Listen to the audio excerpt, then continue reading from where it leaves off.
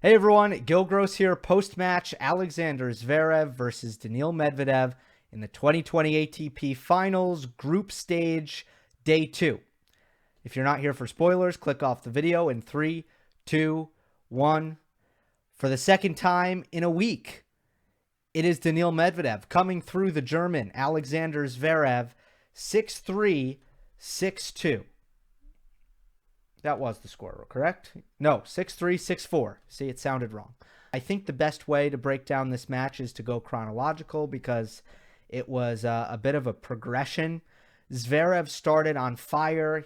He broke in the first game. He was up 30 love. He looked large and in charge and confident, and then he double faulted, then he double faulted, and then he double faulted, then he almost double faulted again on break point.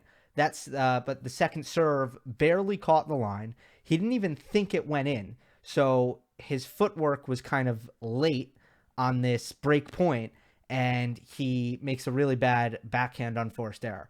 So all the good vibes he had created for himself early in the match, he was, at a negative level right away, Alexander Zverev. Now, the interesting part about the beginning of this match was it was a full-on demonstration of both of these players' greatest weaknesses, because as Zverev was double faulting, Medvedev was struggling immensely to finish attackable forehands error-free. He was making so many mid-errors in the middle of the court with his forehand, sometimes inside the baseline with his mid-court forehand. He just could not make anything happen off that wing. And Zverev was giving him a lot of, floating, low-pace balls through the middle of the court, kind of daring Medvedev to make something happen. So, and I thought because Medvedev was missing so often that Zverev got very comfy back there just kind of doing that and letting that happen. So it was basically about who was going to figure out this disaster quicker.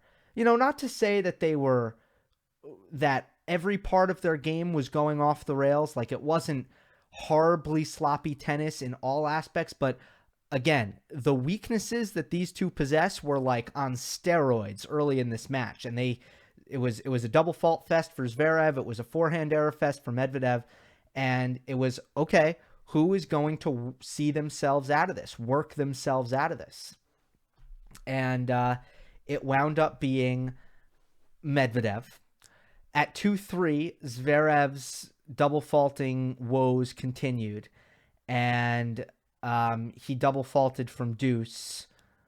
First of all, on that out, he had a game point here and misses an inside out forehand that he just kind of, his feet stopped and he should have made that. But anyway, from deuce, he double faults twice, decelerating badly. And let me take a pause just to describe these double faults, because there are two kinds of Alexander Zverev double faults. There's a double fault, which happens to everyone and anyone on tour, and you move on, and it's not a big deal. And then there's when Zverev slows down his racket to try to hit the second serve, and it results in just a ball that he cannot control as well, and even if it goes in the box, it is weak and attackable, and that's where we were at for Zverev. And I haven't seen that in quite a while. I don't recall when's the last match that I've seen Zverev's second serve look so like this was his mental yips version of his second serve. It wasn't just, sometimes he's going to double fault and everything's okay. But it was very clear here that everything was not okay and that he was having basically a relapse of his troubles in this area. So then at 4-2, again, who's going to figure it out first? Medvedev serving at 4-2 in the first set finally kind of gets it going. He makes a forehand unforced error on the first point of this game, goes down love 30, but then serve +1 to the open court. Good redirection there. Zverev makes an unforced error to even it up at 30 all, but then the next 2 points, Medvedev hits a forehand winner from the midcourt, really tucked it inside the sideline, placed it well, kept it low, and it was a winner. And then on 40-30, he was patient, waited for the angles to open up. So instead of going for a lot from the middle of the court, which Medvedev sometimes really struggles to do on his forehand, He waited for the cross-court forehand rally to open up, and then he could redirect his forehand down the line, which is a much better play for him. It's a much better forehand for him because he relies not on his power, but on his ability to redirect and, to take time away and create angles. So he hits another winner. So boom, forehand clicked, 4-2, first set. Who was going to find it first? It was Medvedev in the first set. Then at 5-3, the match begins to shift even more because Medvedev doesn't have to hit any more forehands because his serve is not coming back. He serves out the set 5-3. Service winner up the tee. Service winner at 15 love. That one Zverev should have returned. Service winner at 30 love. Ace to close it out at 40 love. Zverev holds start of the second set at 15. A good time for Alexander to kind of reset. Medvedev, service winner. Zverev missed a return. Then an ace. 8 unreturned serves in a row. Start of the next game, he made it 9.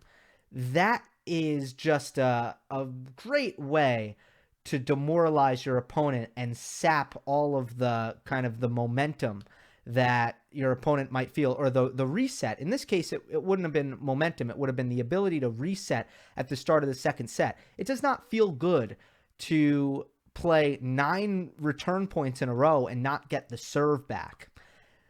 So I felt all the things compounding here. Maybe the fact that Zverev had lost to Medvedev for the first time last week in Paris. The fact that Zverev was having terrible second serve issues once again. And finally, the fact that Zverev was no longer getting Medvedev's serve back. I think all 3 of those things compounded and started to really weigh on him. And I saw Zverev's footwork get lazier. I saw his intensity dip. And I just thought his work rate went down. In the beginning of the match, he was doing a ton of running because I thought he was playing too defensively and too passively. But he was really running hard and grinding, and I just saw a change in Zverev by the midway point in the second set. And now Zverev was really being outworked and I think out-focused by Medvedev on a point-in, point-out basis. At 3-all, and Zverev is holding serve here because he's making first serves, and he fights through a couple of holds, although Medvedev is getting the better of the play. At 4-3, Daniil does perhaps get a little bit lucky. He hits the net cord on a passing shot. I think the score was 15-all on that one, and basically it hit Zverev in the body. He couldn't react quick enough to the ball basically redirecting off the tape. And then on break point, Medvedev shanked a forehand that actually landed in, and it turned into a good moon ball. Then that rally ended in a Zverev missed forehand. And again, I think you could see kind of either the tired footwork or the lazy footwork, one or the other, from Zverev on that missed forehand. He didn't really take a step back like he could have. Again, if you look at how Medvedev closed this match out at 5-4, a service winner at 15 love, finds a sitter forehand at 30 love, and finishes with a drop volley, so a great serve there. And then another sitter, 40 love, flying backhand cross-court to finish it off. Medvedev started getting so much payoff off of his serve. It was not a very good returning match from Zverev, and especially 4-3, he had a chance to break back. He was up 15-30, Zverev, at 4-3 in this match. Missed backhand return. Medvedev did not hit his spot on this first serve, and Zverev just pushed the backhand return long. Then at 30-all, Medvedev hits an underhand serve, and it's one of the better ones I've seen. Zverev has to change to continental grip, kind of dig it up, and go to the net, and he makes the first reflex volley. Medvedev gets a good look at a second pass, and Zverev shanks the second reflex volley. I love the fact that I'm seeing a wild card factor out of Medvedev again. I'm seeing kind of the craziness, the unpredictability. Medvedev needs that. When his game gets too monotonous, I I don't think that he's at his best. I think he needs to have a little fun on the court. He needs to be unpredictable. He needs to be a wild card. And that 30-all point was a good example. And you saw some serve volley points in the Paris final, which I loved from Medvedev. And I just felt like we're starting to see the best version of him come out again. At 40-30, ad side again, Medvedev hits the same serve. It's out wide. He does not hit his spot. And again, Zverev misses this backhand return long. I highlighted this point in the match because it was probably Zverev's best chance, up 15-30, to get this break back and maybe get back in the match. And his return let him down. Not to say that Medvedev didn't serve well at times here. He served very well for most of the match. But here was a spot where he missed his first serve spots. And Zverev still didn't make these crucial returns. So there you have it, a 6-4 win in the second set for Medvedev.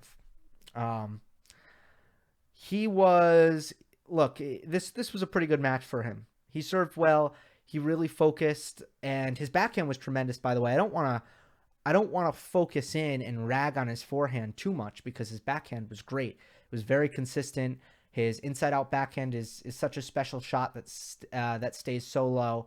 And he was doing well with that shot, but the match was being played on Medvedev's terms because I just don't think that Zverev was stepping into the court and moving up to the ball well enough. He was waiting for the ball, and if this is going to be a battle of who can kind of work the geometry of the court and kind of massage the ball back and forth in different spots, and Medvedev's going to win that 10 out of 10 times. I mean, he was the better player here. He was more focused, and I also think he worked harder and actually just played a better match mentally in terms of how engaged he was for every point. And a lot of that was just because of Zverev's second serve, which I think kind of started eating at him. Again, the Paris result and how well Medvedev started serving. Good start for Daniil. If Alexander is not, he's got to play better than this. I think this was one of Zverev's worst matches that I've seen. I think it was the worst match that I've seen him play since the French Open, and he said that to the press after the match as well. He was not good. His serve has not been this bad since the French. He probably hasn't played a match this passively since his loss to Jannik Sinner at the French. He just was not. He was waiting for the ball to come to him. He was not making that extra step inside the court. That is the crucial kind of footwork that he needs to engage in if he's going to hit the ball by Daniil Medvedev. He can't sit back and wait for the ball to come to him, or he's just not going to be able to generate enough offense. So he didn't play great, but I think Medvedev can build on this. And it was a very positive sign for him because this could have turned into a long, kind of arduous battle. And instead, Medvedev gets through it with plenty of energy, plenty of gas left in the tank, and I'm really looking forward to what he might be able to do in the coming matches. That'll do it. Remember to follow me on Twitter at Gill Gross for coverage throughout the tournament. Hope you enjoyed. Don't forget to subscribe, and I'll see you next time.